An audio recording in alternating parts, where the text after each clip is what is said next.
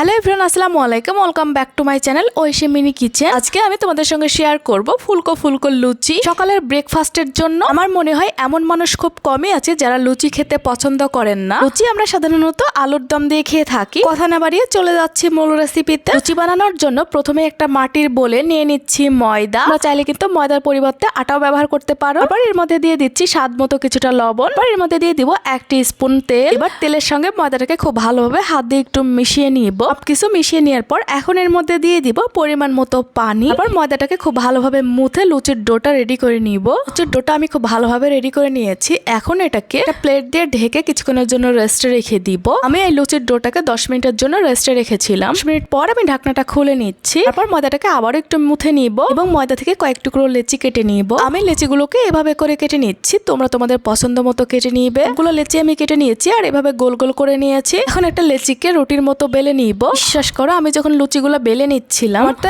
এত বেশি মজা লাগছিল কি বলবো। আগে যখন আমার মা রুটি বানাতো একটুখানি ময়দা নিয়ে আমিও এভাবে রুটি বানাতাম। আমার ছোট রুটি আমার মাছ থেকে দিত। ছোটবেলায় তো ওই রুটিগুলো আমরা ভীষণ মজা করে খেতাম। যাই হোক, লুচিগুলো বানানো হয়ে গেছে। এখন উনুনে একটা হাঁড়ি বসে তেল গরম করে নিয়েছি। এবার লুচিগুলো দিয়ে উল্টে পাল্টে ভেজে নিতে হবে। তেলে দেওয়ার সঙ্গে সঙ্গে দেখবে লুচিগুলো ফুলে গোল্লা গোল্লা হয়ে যাচ্ছে। চেড়ে উল্টে পাল্টে লুচিগুলোকে খুব ভালোভাবে ভেজে নিতে হবে। লুচিগুলো যখন খুব ভালোভাবে ভেজে নেওয়া হয়ে যাবে তখন এই লুচিগুলোকে আমি তুলে নিচ্ছি। দেখতেই পেলে একদম কোনো রকম ঝামেলা ছাড়াই ফুলকো ফুলকো লুচি তৈরি হয়ে গেছে। আমার মনে হয় ছোট বাচ্চাদের এই লুচিগুলো খেতে দিলে অনেক বেশি খুশি হবে। আশা করি আমার আজকের রেসিপিটি আপনাদের কাছে ভালো লেগেছে এবং কাজেও আসবে। রেসিপি ভালো লাগলে আমার ভিডিওতে একটা লাইক দেবেন এবং আমার চ্যানেলটাকে সাবস্ক্রাইব করে পাশে থাকা বেল আইকনটি কিন্তু অবশ্যই প্রেস করে দিবেন। করে আমি যখনই নতুন কোনো ভিডিও আপলোড দিব সঙ্গে সঙ্গে তার নোটিফিকেশন আপনাদের কাছে পৌঁছে যাবে। আজকের মতো সবাই খুব বেশি ভালো থাকেন, সুস্থ থাকেন। আল্লাহ হাফেজ।